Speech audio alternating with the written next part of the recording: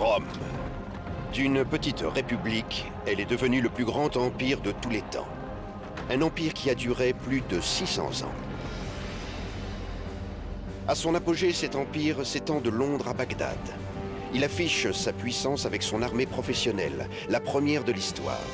Et il met en place ce qui deviendra le modèle de la civilisation occidentale.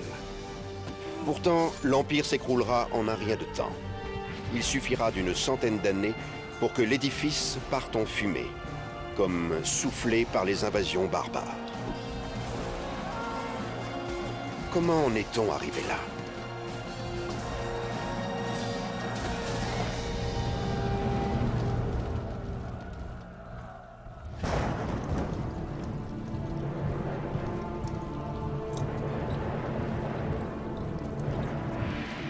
Nous sommes à la fin du IIe siècle avant Jésus-Christ, 100 ans avant la crucifixion du Christ, 10 ans avant la naissance de Jules César.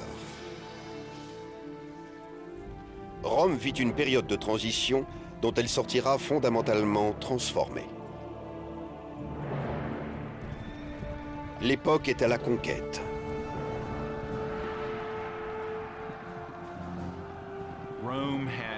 Rome sort d'une période de 150 ans d'expansion hors de ses frontières. Les Romains ont vaincu Carthage, leur grande rivale de l'autre côté de la Méditerranée, sur les côtes d'Afrique du Nord. Puis, ils ont poursuivi leur expansion vers le nord et en Espagne, qui s'avérera difficile à contrôler.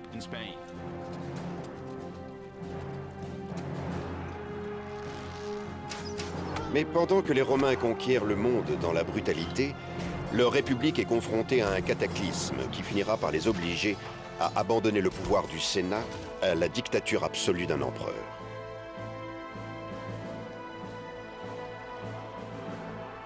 Tout commence avec la première guerre barbare.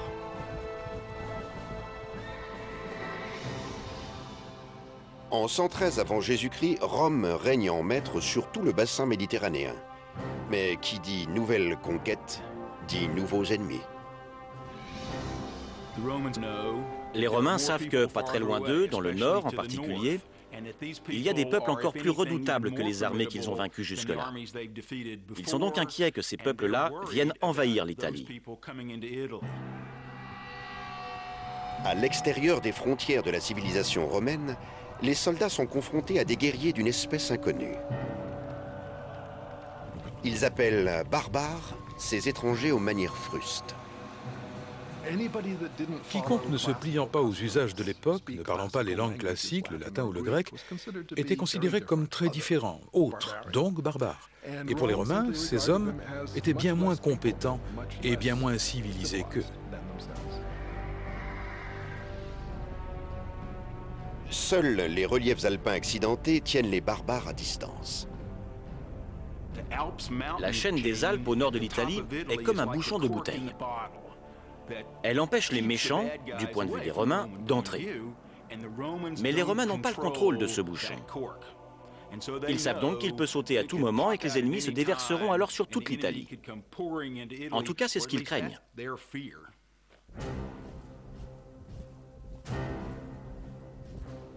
Contre la menace barbare grandissante, se dresse l'armée romaine.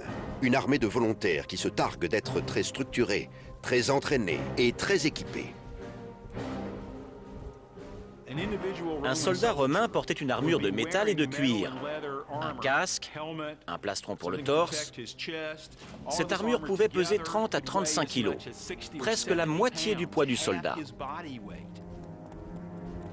La conquête romaine repose entièrement sur les épaules de ces hommes rompus à la bataille.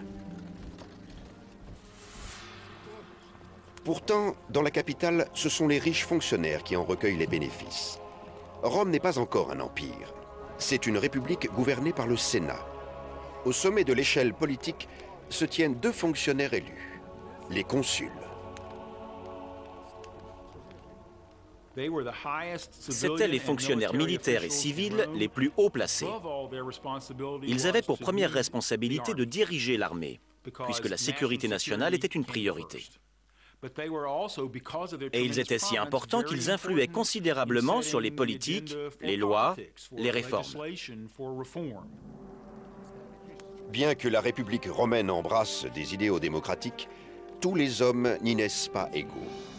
Les soldats, par exemple, peuvent remporter les batailles, mais ils ne peuvent espérer accéder au rang de consul.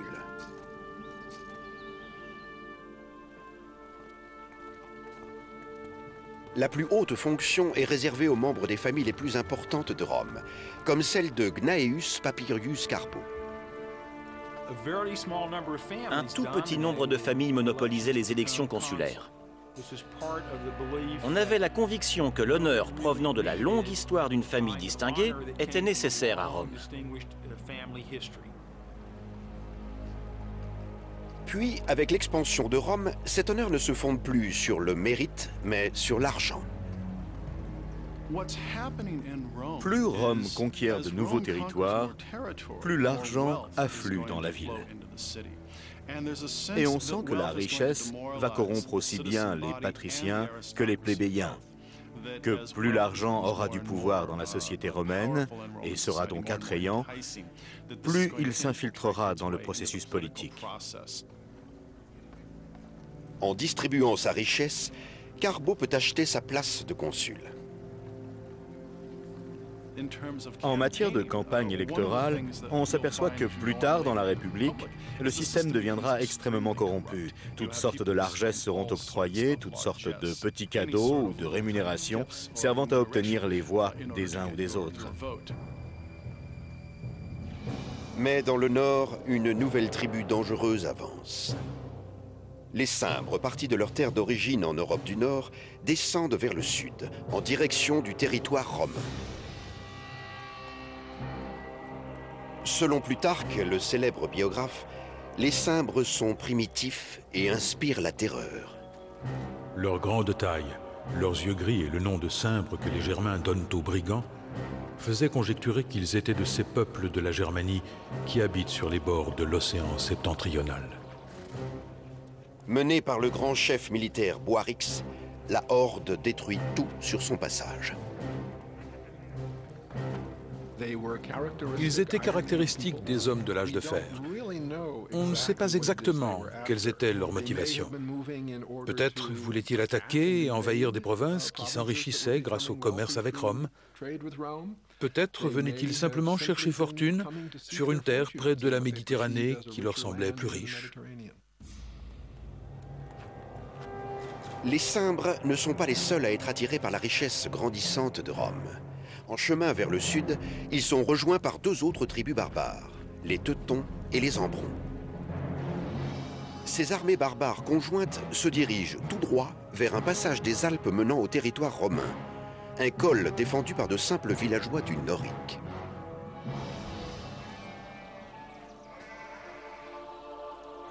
Bien que le Norique n'appartienne pas à Rome, du fait de sa proximité avec la frontière romaine, ses habitants se sentent proches de la République.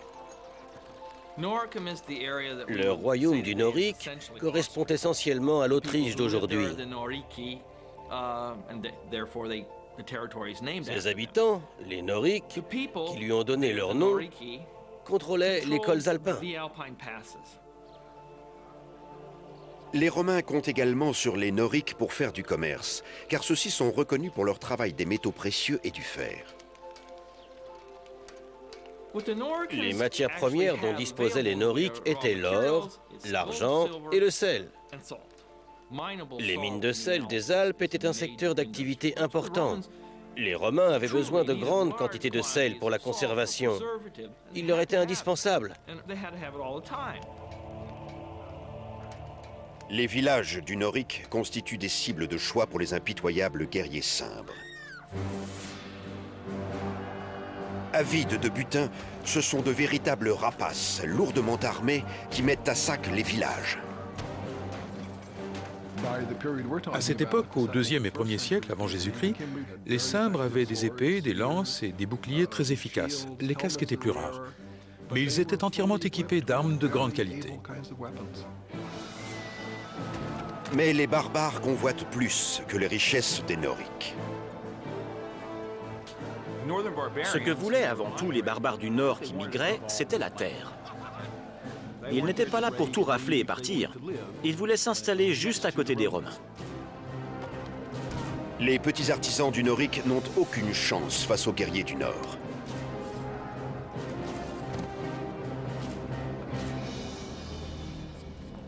Ils envoient donc un émissaire auprès de leurs alliés du Sénat romain réclamer de l'aide pour contrer les envahisseurs cimbres. Ils vont chercher l'aristocrate Carbo, dont la politique politicienne a fini par payer. Il est devenu consul, la fonction la plus prestigieuse à Rome.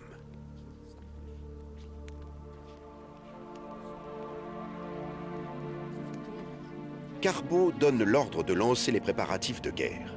Il ne dispose que d'1 an pour en tirer la gloire et les richesses.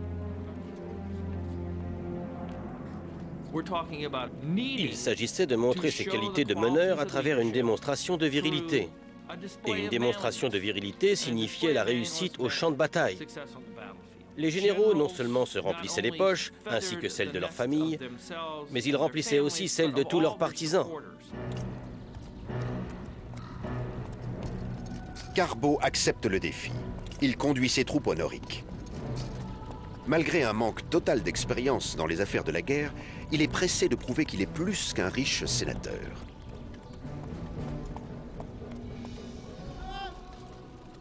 Il entre ainsi sur le territoire norique, soutenu par les soldats romains, qu'un siècle de victoire a rendu très confiant. Les Cimbres ont prétendu qu'ils ignoraient se trouver sur un territoire où ils n'auraient pas dû être. Ils ont envoyé des ambassadeurs pour négocier. Les barbares n'ont jamais vu une armée aussi bien équipée et disciplinée. Le chef de guerre Boarix dit à Carbo que ces hommes ne souhaitent qu'une chose, rentrer chez eux paisiblement. Carbo accepte de les laisser partir. Mais il tire peu de gloire d'une telle trêve. Il va donc élaborer un plan qui lui donnera la victoire dont il a tant besoin.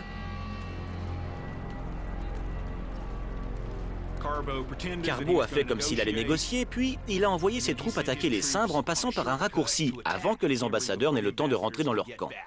Il était persuadé que cette attaque en traître fonctionnerait. Mais le plan de Carbo se retourne contre lui. Le Romain Carbo s'est montré plus malin que les Cimbres, mais il l'a fait de manière assez déshonorante. Quelques ambassadeurs cimbres en réchappent. De retour dans leur camp, ils racontent la traîtrise. Furieux, les barbares font vœu de venger leurs camarades assassinés. La riposte se fera dans le sang. Le biographe Plutarque a écrit « Leur courage et leur audace, leur force et leur vivacité dans les combats étaient comparables à la violence et à l'impétuosité de la foudre. Rien ne pouvait leur résister. » Menés par 2 chefs de guerre, Boarix le Cimbre et Teutobode le Teuton, les barbares avancent par vagues incessantes. L'archéologie nous apprend qu'ils avaient de très bonnes armes, en rien inférieures à celles des Romains. Elle nous dit aussi qu'ils avaient une vraie organisation militaire, avec des troupes d'infanterie, des corps d'officiers. On en sait pas mal sur eux, certainement plus que ce que les Romains semblaient avoir compris avant qu'il ne soit trop tard. Le consul Carbo se retrouve soudain loin du confort et des privilèges du monde politique romain. Ici, le pouvoir s'exprime dans la langue de l'acier et du sang. En tant que chef de l'armée, le consul échoue lamentablement. Parce que la fonction de chef de l'armée ne dure qu'1 an, sur le champ de bataille, on observe souvent un travail d'amateur. Des incompétents se retrouvent donc en position de commander, ce qui mène parfois les troupes romaines au désastre. Et la bataille du Norique en est un. Finalement, les Romains ont réussi à échapper à l'enfer de la destruction absolue, grâce à un orage formidable. Les éclairs, le tonnerre, la pluie.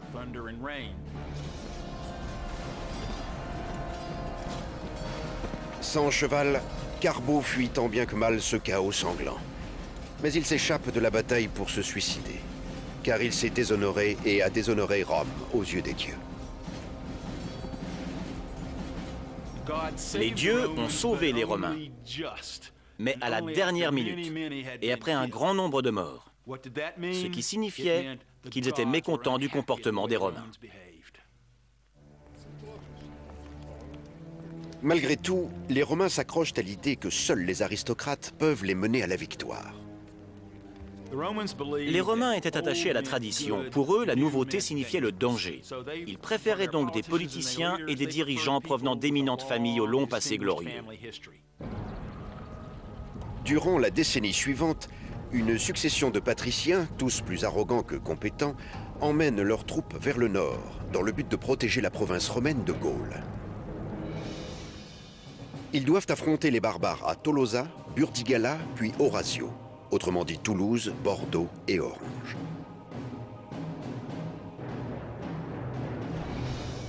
Chaque fois, les barbares mettent en déroute les légions romaines, dont l'arrivée leur est toujours annoncée. Les Romains avaient leur propre méthode de combat. Si vous avez vu l'ouverture du film Gladiator, c'est une représentation parfaite de la manière dont les Romains aimaient se battre, en passant des heures à tout mettre en ordre de bataille avant de lancer l'attaque. À la différence, la contre-attaque des barbares est imprévisible et fait des ravages dans les rangs romains. Les Romains avancent en rang. Quand un soldat tombe, celui qui se trouve derrière prend sa place. Chacun côtoie la mort de très très près.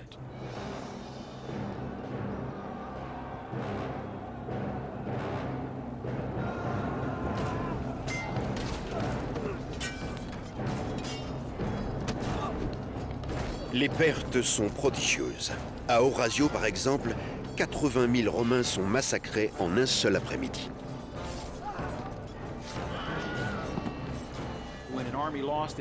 Quand une armée perdait sa cohésion, ses soldats devenaient comme des poissons dans un tonneau que l'on peut pêcher à loisir. Quand une armée avait perdu la bataille, ses soldats se faisaient donc massacrer les uns après les autres, sans aucun risque pour leurs bourreaux. La bataille se transformait en exécution massive.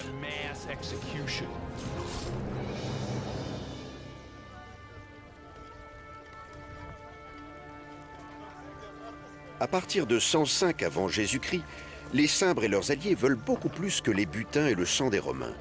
Certains membres du clan désirent s'implanter sur ces nouveaux territoires. C'étaient des paysans. Ils faisaient du commerce, ils vivaient dans de petits villages, ils cultivaient le blé et l'orge, le seigle, l'avoine, le millet, tout un éventail de céréales. Ils cultivaient aussi les lentilles, les petits pois, les haricots et d'autres variétés de légumes encore. Le bétail était extrêmement important. Ils élevaient leurs cochons, leurs moutons et leurs chèvres. Cette nouvelle vie domestique inquiète les Romains. Pour eux, la seule chose plus dangereuse qu'un guerrier barbare, c'est une femme barbare. Pour les Romains, la présence des femmes lors d'une invasion signifie l'intention de s'implanter. Autrement dit, ce groupe est là pour transformer sensiblement notre mode de vie, pour menacer nos valeurs fondamentales. Alors que si ce n'est qu'un raid militaire, qu'une bande de jeunes, on pourra y faire face. La présence des femmes donne au tableau un caractère migratoire, une permanence. Et là, il faut une solution plus ferme et à long terme. Il faut donc un chef militaire capable de repousser les barbares une bonne fois pour toutes. Le héros dont Rome a si désespérément besoin va se distinguer à près de 1500 km de là, autour d'une autre frontière âprement disputée, en Numidie, une partie de l'Algérie actuelle. Depuis 8 longues années, les Romains n'y ont connu que la défaite, jusqu'à ce jour. Le nom de leur sauveur est Marius. Avec cran et ruse, il écrase les armées numides du roi Jugurtha.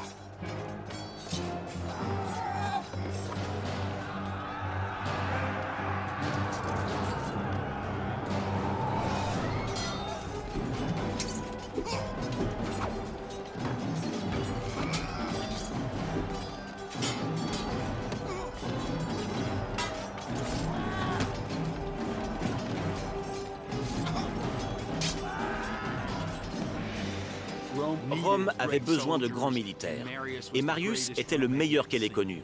à la fois parce qu'il était un grand général, Marius savait choisir le bon endroit et le bon moment pour une bataille, mais aussi parce qu'il avait gagné l'affection et la confiance de ses soldats, en se joignant à eux pour creuser les fossés autour des camps, en mangeant la même nourriture sommaire, et en étant encore en meilleure santé qu'eux, alors qu'ils étaient, disait-on, les soldats les plus en forme du monde.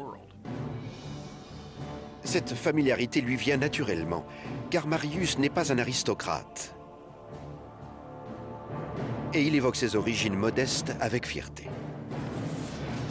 Je ne peux pas étaler sous vos yeux les portraits de mes ancêtres, leur triomphe et leur consulat. Mais je peux vous montrer mes lances d'honneur, mon étendard, mes phalères, mes distinctions militaires, et surtout les cicatrices que j'ai sur la poitrine. La voilà, ma noblesse.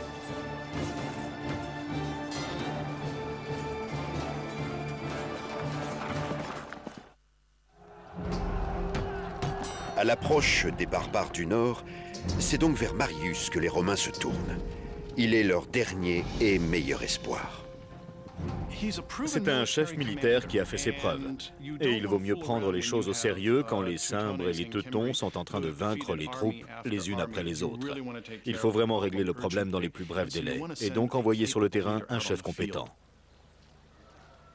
Mais sans hommes, même le grand Marius ne pourra rien y faire.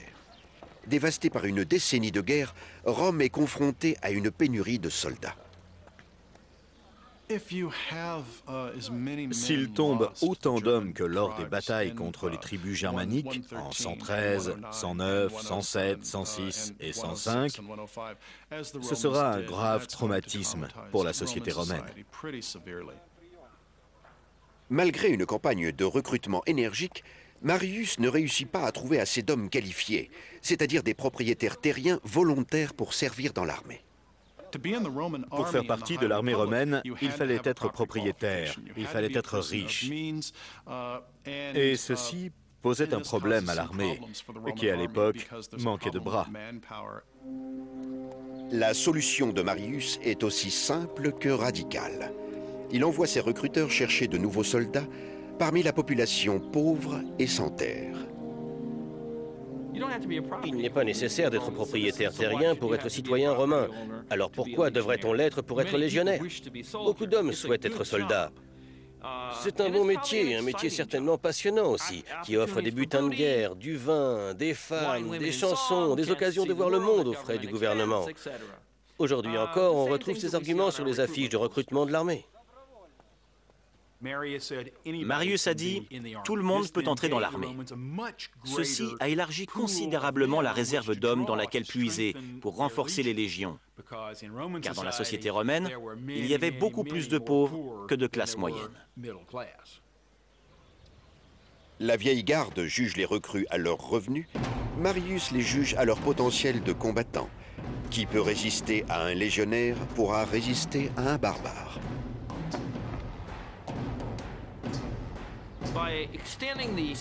En élargissant le recrutement des légionnaires à la classe populaire, on se retrouve assez rapidement avec des soldats ordinaires, encore plus dépendants de la réussite de leur chef. On attend du général qu'il subvienne aux besoins de ses hommes et qu'il le fasse dès qu'il le peut. Il doit aussi être généreux. Attiré par la promesse de fortune, une nouvelle génération de soldats romains part en guerre. Marius s'engage à leur donner tous les outils et les compétences dont ils ont besoin. Je vous apprendrai à faire tomber l'ennemi, à ne craindre rien d'autre que le déshonneur, à dormir à même le sol et à travailler le ventre vide. En 104 avant Jésus-Christ, Marius et son armée partent affronter les Cimbres en Gaule. Par chance pour les Romains, les barbares choisissent ce moment précis pour quitter la Gaule et aller attaquer l'Hispanie. Une erreur tactique fait gagner un temps précieux à Marius.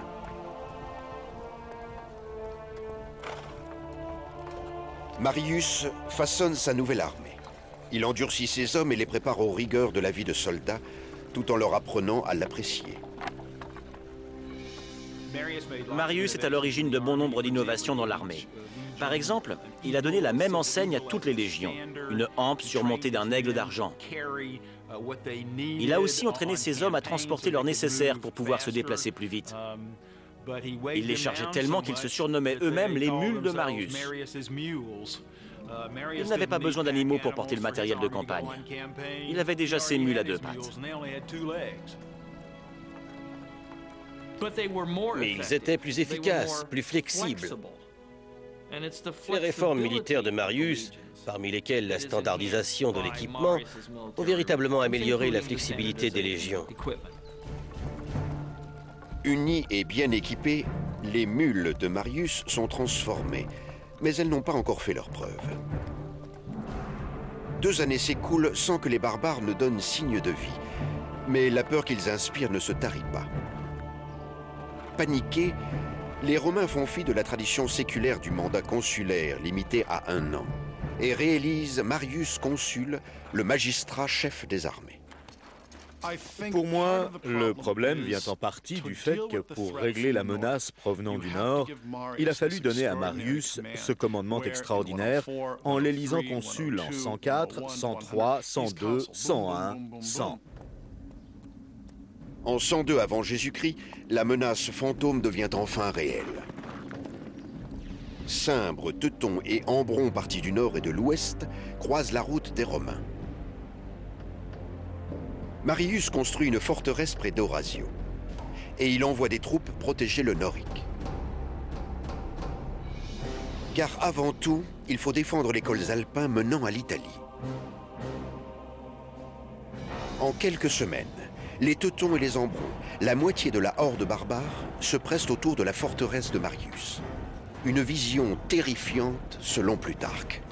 C'était un nombre infini de barbares, tous hideux à voir, et dont la voix et les cris ne ressemblaient en rien à ceux des autres hommes. Pourtant, Marius force ses hommes à regarder et à apprendre. Marius était un militaire brillant. Il comprenait la vie, le raisonnement et la psychologie du soldat.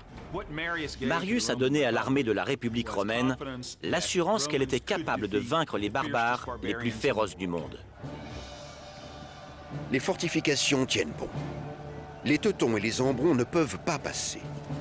Forts de leurs 150 000 hommes, ils partent vers le sud à la recherche d'un autre passage alpin. Les Romains les suivent à distance, en attendant patiemment le bon moment et le bon endroit pour engager le combat. En effet, Marius a déjà choisi le champ de bataille parfait pour exercer la puissance de son armée peu conventionnelle. Il transfère ses troupes de la forteresse d'Orasio à Aquae Sextiae, l'ancêtre d'Aix-en-Provence. Il donne l'ordre à ses hommes d'y planter leur camp. La position est choisie avec grand soin.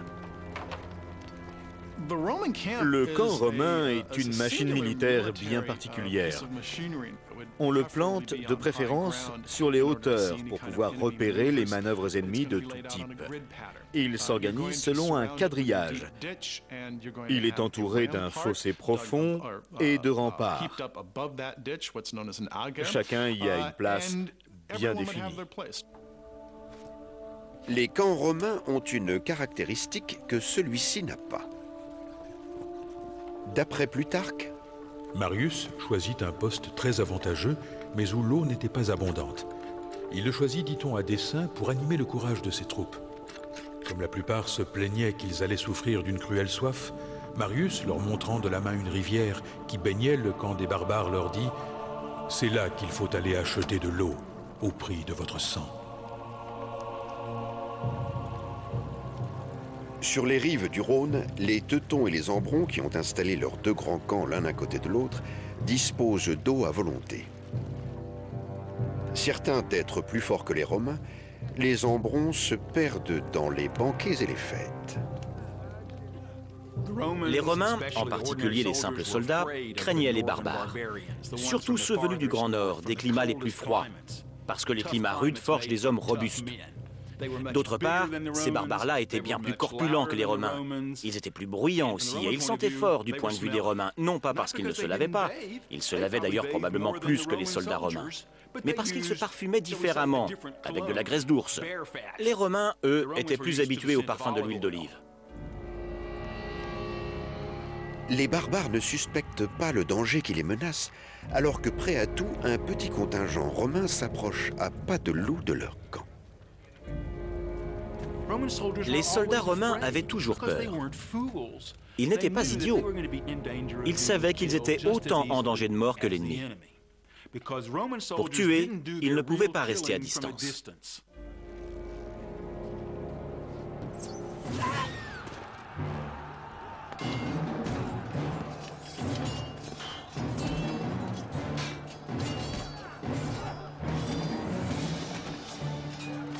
Les mules de Marius lancent l'attaque, mais rapidement, les barbares rassemblent leurs forces.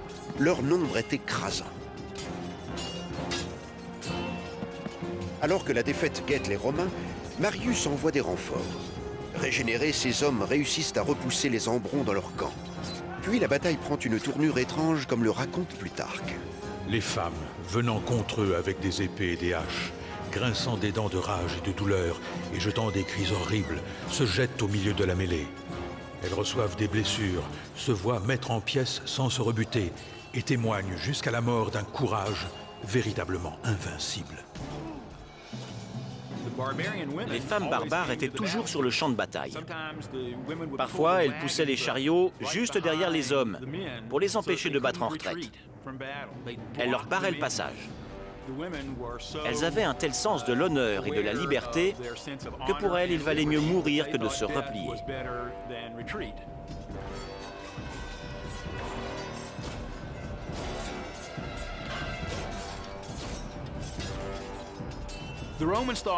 Les Romains trouvaient ces femmes incroyablement courageuses. Ils considéraient qu'il n'y avait pas plus téméraire que les barbares. En faisant venir leur famille sur le champ de bataille, ils misaient tout sur un seul coup. C'était la victoire ou la mort, et tous ensemble. Hommes, femmes, enfants, bébés. Mais les Romains aussi ont gros à jouer. Ils doivent défendre leur honneur et leur pays. Grâce aux techniques que leur a enseignées Marius, ils remportent leur première victoire en 10 ans sur l'envahisseur germain.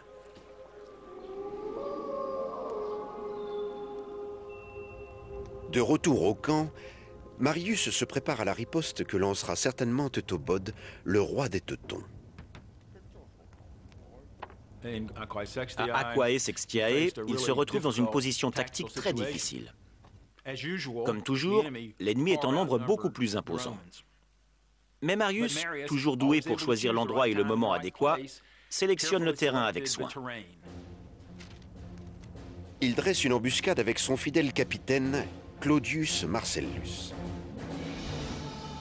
Marius envoie Marcellus et 3000 hommes dans les bois à l'arrière du camp teuton. Il leur ordonne de rester discrets jusqu'à ce que commencent les combats. Les barbares, avides de vengeance, chargent le camp romain au sommet de la colline, comme l'avait prévu Marius. Selon Plutarque, ils se heurtent à un mur d'épée. Marius lui-même se battait en première ligne. Il exécutait les ordres qu'il avait donnés à ses soldats, car il était aussi bien entraîné qu'eux, et beaucoup plus audacieux. Cette bataille met à l'épreuve la philosophie de Marius, qui consiste à faire une armée de soldats assez forts pour rester debout dans leur armure, garder leur position et respecter leur discipline, même face à un ennemi qui charge avec des hurlements et une violence extraordinaire. Ces hommes doivent fondre sur l'ennemi, l'épée en avant, comme une sorte de brise-glace qui dévalerait la colline en emportant tout sur son passage. Pendant que Marius et ses hommes font reculer les barbares, Marcellus et ses cohortes jaillissent des bois. Ensemble, ils éteignent tout espoir de retraite pour le roi Teutobod et ses guerriers. Le décompte des morts défie l'imagination. Les Romains ont massacré plus de 100 000 Teutons. Ils prennent les survivants comme esclaves. Un butin de guerre qui fera la fortune des mules de Marius et de tous ses partisans. Il ne place pas seulement les soldats sous son patronage. Il est très généreux avec tous les Romains de toutes les classes. Marius, en monopolisant le pouvoir au sommet, devient même le protecteur de certains membres de la classe sénatoriale. Dans la fièvre de cette victoire sur les barbares, les Romains élisent à nouveau Marius au poste le plus important de Rome. Pour la première fois de l'histoire, un 5e mandat de consul est confié au même homme. Les Romains craignaient que les barbares débarquent en affluant par les Alpes qu'ils ne contrôlaient pas. Ils craignaient tellement qu'ils viennent ravager l'Italie et mettre Rome à sac qu'ils avaient besoin également de la politique pour les chasser. Car Rome n'est pas à l'abri du danger. Marius n'a anéanti que la moitié des hordes barbares. Les Cimbres, les plus redoutables, rôdent encore. Alors que Marius se trouve à Rome, les Cimbres franchissent les fortifications romaines du Norique. L'ennemi a fini par ouvrir une brèche dans la frontière italienne. Il se met à ravager la plaine du Pô. Le consul Marius apparaît clairement comme le seul homme assez rusé et courageux pour affronter cette nouvelle crise. Il quitte donc précipitamment Rome pour la plaine du Pô, en jurant d'éliminer les barbares une bonne fois pour toutes.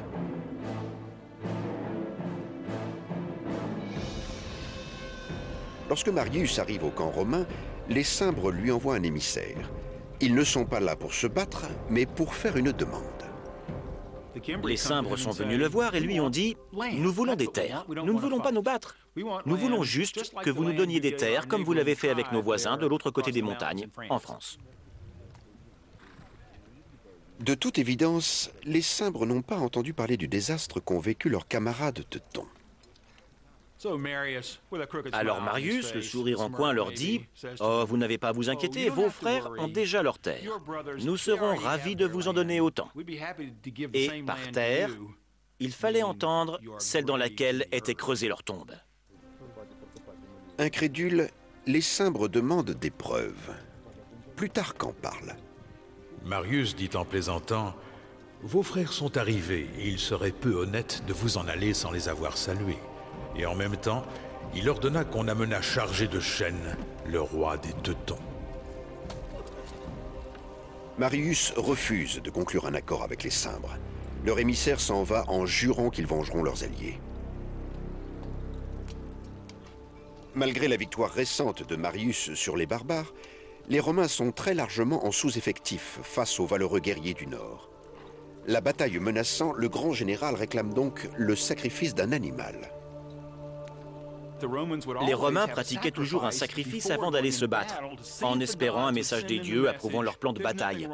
Un message qui ne leur garantissait pas la victoire, mais une chance de réussite. Et ils y croyaient dur comme fer. La foi des Romains est leur seul bouclier face à des forces supérieures. Avant demain soir, le sang coulera à flot, mais le sang de qui ? Seuls les dieux peuvent le décider. Marius cherche un signe dans les entrailles de la chèvre. Il y apprend que le ciel sera avec lui.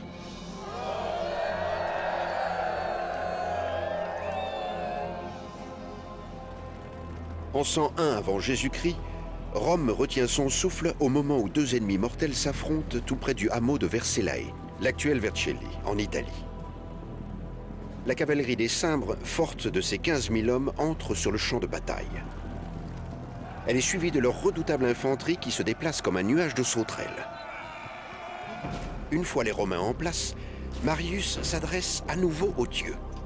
D'après le biographe Plutarque, Marius, s'étant lavé les mains, les éleva vers le ciel et fit vœu d'offrir aux dieux une hécatombe.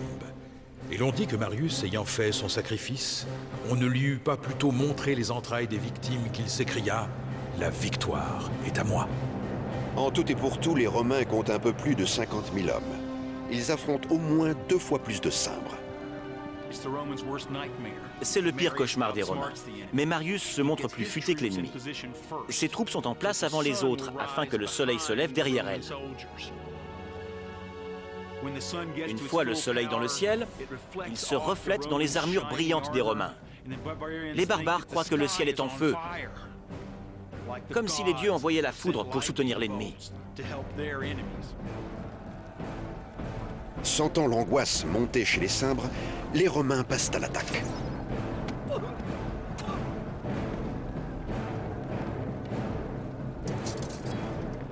Les Romains ont des archers et des frondeurs, mais ce sont les fantassins qui sont les piliers de la bataille. Et un fantassin baigne dans le sang, il entend les gémissements de celui qu'il tue ou de celui qui se fait tuer juste à côté de lui. Le fantassin ne sait pas ce qui se passe derrière ou à côté de lui, parce qu'il porte un casque. Il entend mal et ne voit que droit devant lui. Il faut être courageux, dévoué, savoir vaincre une peur extraordinaire, une peur écrasante.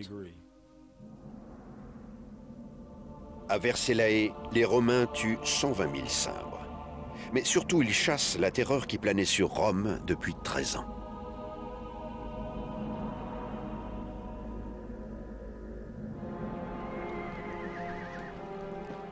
Marius rentre en héros de guerre. Une foule d'adorateurs l'acclame comme le sauveur de Rome. Malgré la loi interdisant depuis des lustres aux consuls de remplir des mandats consécutifs, les Romains l'élisent une fois de plus à ce poste. C'est ainsi que petit à petit, Marius devient aux yeux du peuple un chef permanent et que l'on se rapproche de l'idée d'être gouverné par un empereur. Voilà exactement ce qui a toujours inquiété l'aristocratie romaine. Une fois la menace barbare écartée, de nombreux patriciens sont ouvertement hostiles à Marius. Pour garder le pouvoir, Marius doit donc chercher du soutien ailleurs. C'est ainsi qu'il déniche des politiciens véreux dont les méthodes incluent la corruption et le crime. En tant que politicien, Marius ne savait pas très bien s'entourer. Dans la bataille politique, Marius manquait d'esprit de décision. Il n'était pas aussi perspicace que sur le champ de bataille au milieu des lances et des épées. Jaloux d'autres étoiles montantes de l'armée, Marius donne l'ordre d'assassiner bon nombre de ses rivaux. Pendant ses mandats, on a couramment recours à la violence plutôt qu'au débat pour régler les différends politiques. Il a sauvé Rome, mais il met à mal le cœur de la République. Pourtant, Marius ne perdra jamais l'amour du peuple. En 86 avant Jésus-Christ, peu avant sa mort, il est élu pour la 7e fois au poste de consul. Il laisse en héritage le pouvoir aux mains des militaires et le soutien populaire à un seul homme à la tête de la République. C'est une période charnière, car l'équilibre des forces va se trouver modifié. Les grands chefs de guerre vont prendre la place des 10 ou 20 familles qui régnaient sur le consulat. Le pouvoir de l'argent et le pouvoir de la popularité de tous ces partisans prêts à soutenir politiquement un seul homme ou à menacer ses ennemis politiques vont devenir un véritable problème pour le gouvernement de Rome. Alors que Rome glisse lentement vers la dictature, elle plonge dans une apocalypse irréversible d'injustice politique et de guerre sans fin.